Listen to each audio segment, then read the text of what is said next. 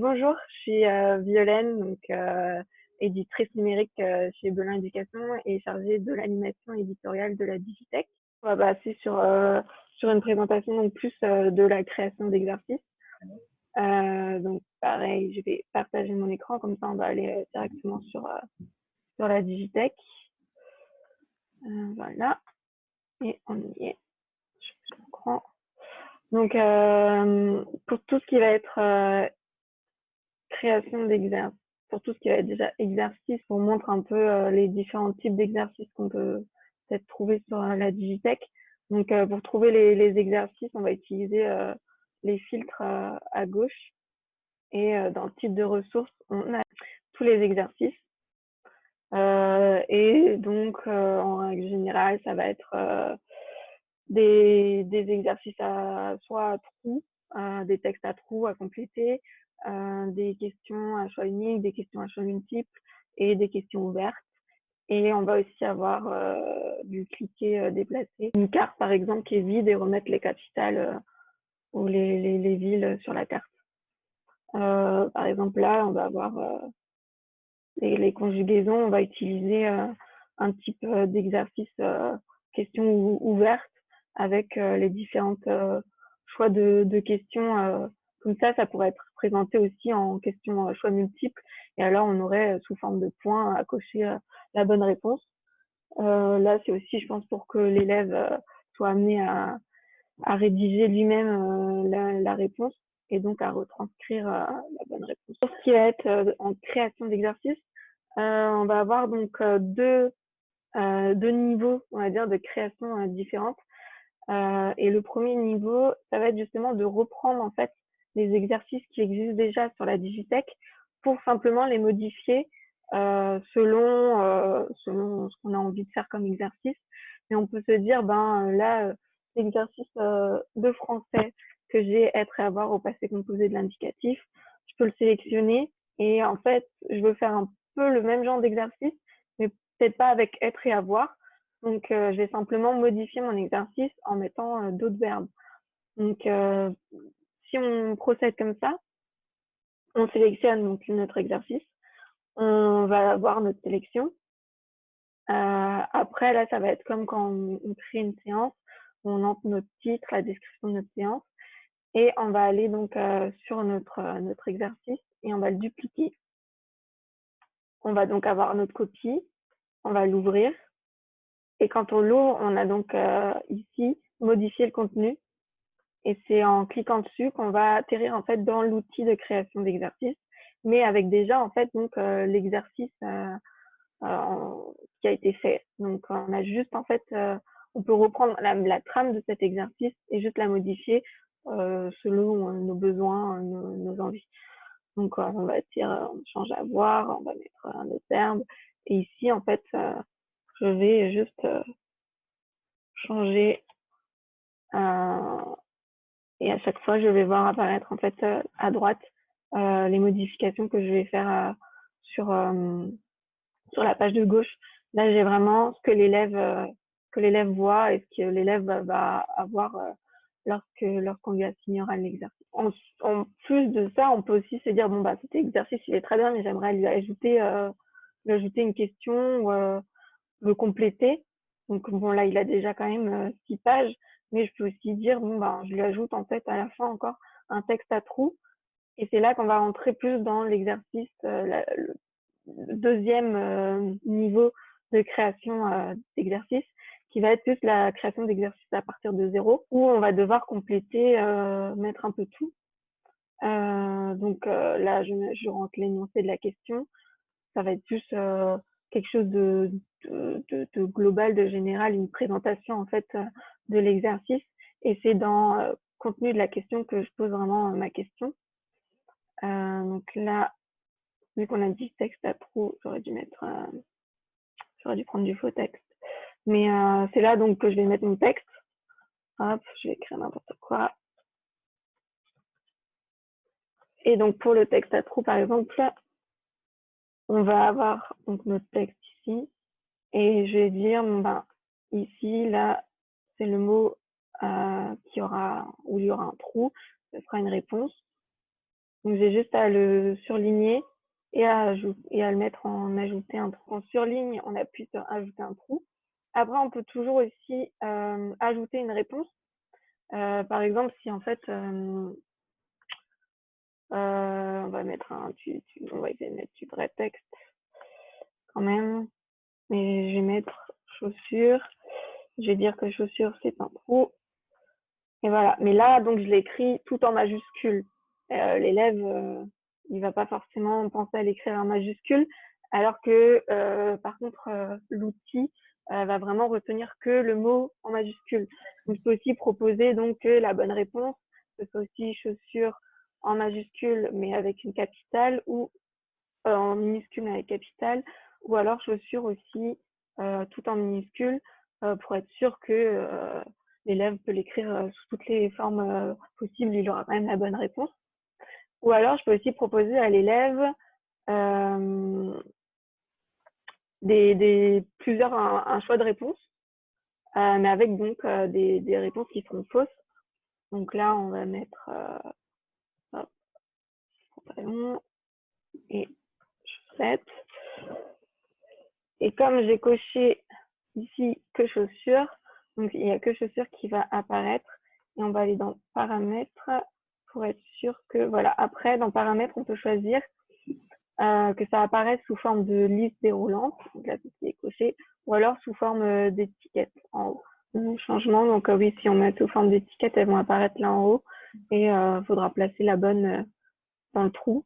Et si on met sous forme de liste déroulante, en fait, si on a donc sous forme déroulante, en cliquant dans le trou, on va avoir les réponses qui vont dérouler juste en dessous. On aura cliqué sur la bonne réponse pour qu'elle se mette. Et donc, vous avez pu voir que dans les paramètres, donc on va avoir à chaque fois plusieurs paramètres qu'on peut ajouter à notre exercice. Donc déjà, le nombre de points qu'on va donner à l'exercice. On peut ajouter des observations et une aide aussi qui apparaît en fait. Je crois que j'ai plus de batterie sur mes écoutes. Donc là, je mets une aide et en fait, elle apparaît ici. Et c'est vraiment l'élève aura exactement cette vue-là avec la petite bulle et pourra appuyer pour avoir l'aide. Donc voilà, donc ça va être le texte à trous. Pour tout ce qui est question à choix multiple ou à choix unique, donc on entre le contenu de sa question. Hop, la capitale française. Bon, c'est pas du tout une question. Et là, on va mettre nos différentes réponses. On peut ajouter des réponses. Et dans les paramètres des questions, on peut dire aussi qu'on mélange bien les réponses. Parce que là, moi, j'ai le premier, mais ah, voilà. Je sais pas si vous m'entendez quand même toujours. Oui, un peu de loin, mais j'entends. D'accord. Et ben on est passé sur l'ordinateur du coup. J'ai mes écouteurs qui m'ont lâché. Et du coup, voilà, j'entre mes réponses. Je choisis s'il y a plusieurs réponses justes, s'il n'y en a qu'une. Ici, je peux rajouter un petit commentaire pour chaque réponse. Et donc, l'élève, lui, il aura juste à venir cocher et valider ensuite sa réponse. Après, dans les paramètres, c'est toujours un peu pareil. C'est toujours les points et l'aide. Et vous pouvez aussi passer, vous avez fait votre question et au final, vous dites, en fait, y a que, je préfère mettre ma question sous forme de choix unique. Donc, on a ce petit outil, la petite flèche en rond là, qui permet de passer automatiquement notre question qui était en choix multiple en question en choix unique. Donc j'appuie là et voilà, je suis en question en choix unique. Et tous mes critères et tout sont gardés. Ensuite, donc pour la question à choix unique, ça va marcher comme la question à choix multiple.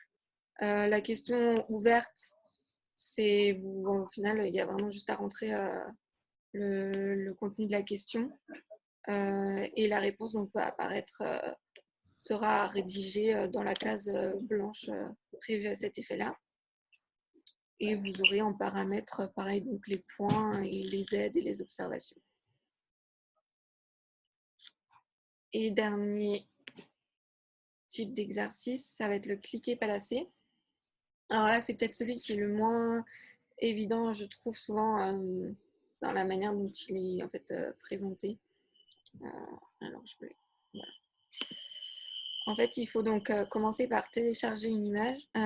Donc, il faut télécharger en fait l'image et ensuite, c'est pour rajouter des petites cases sur les images et pour par exemple, tout ce qui va être schéma, carte, pour replacer les villes sur les cartes ou pour remplir un schéma. Alors, où j'étais? On va refaire. Voilà. Donc, j'ai essayé d'aller chercher.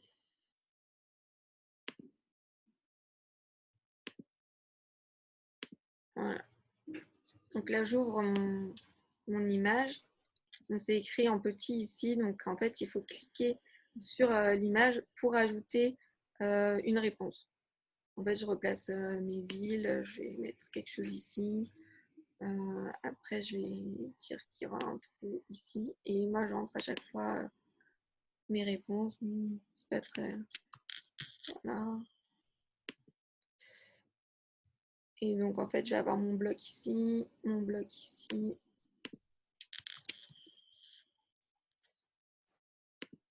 Et je peux aussi décider donc d'ajouter des fausses réponses. En fait, parce que du coup, je vais avoir à chaque fois, normalement, voilà. Chaque réponse, en fait, devient une réponse en bas, une étiquette. Et l'élève doit prendre l'étiquette, cliquer, placer, cliquer, placer. Et je peux rajouter, donc, je peux décider de mettre après dans cette liste d'étiquettes des réponses aussi qui sont fausses et qui doivent aller nulle part sur la carte. Et donc après, dans mes paramètres, là, je vais pouvoir régler un peu la taille de mes boîtes. Et pareil, mélanger mes réponses, attribuer mes points, mettre des observations et ajouter une aide. Donc voilà, après, donc, à chaque fois, comme vous avez vu, à chaque fois que je vais appuyer sur un nouvel exercice, ça va me faire une nouvelle page. Donc là, l'élève, il va avoir cette page d'exercice. Je peux choisir de lui faire 2 pages d'exercice, de revenir en arrière, de valider et de continuer et de lui refaire une série d'exercices, mais que ce soit en fait une page à côté. Donc là, par exemple, aussi, pour terminer quand même, quand j'ai fait ma copie d'exercice, le mieux du coup, c'est de supprimer l'exercice qu'on avait pris à la base et de venir renommer cet exercice-là pour pas qu'on ait un titre avec écrit copie dessus.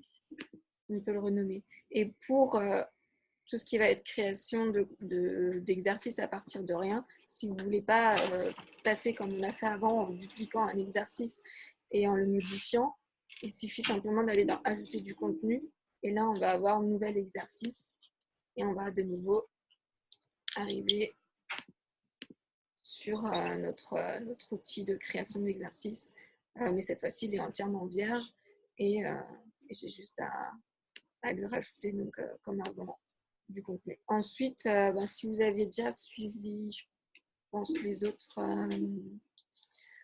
formations, c'est un peu comme quand je crée une séance ou non, dès que j'ai fait une séance, c'est je sauvegarde et je valide ma séance. Allez, du coup, je n'ai pas mis de titre. Je valide ma séance et c'est après à la validation que je vais pouvoir l'assigner. Ici.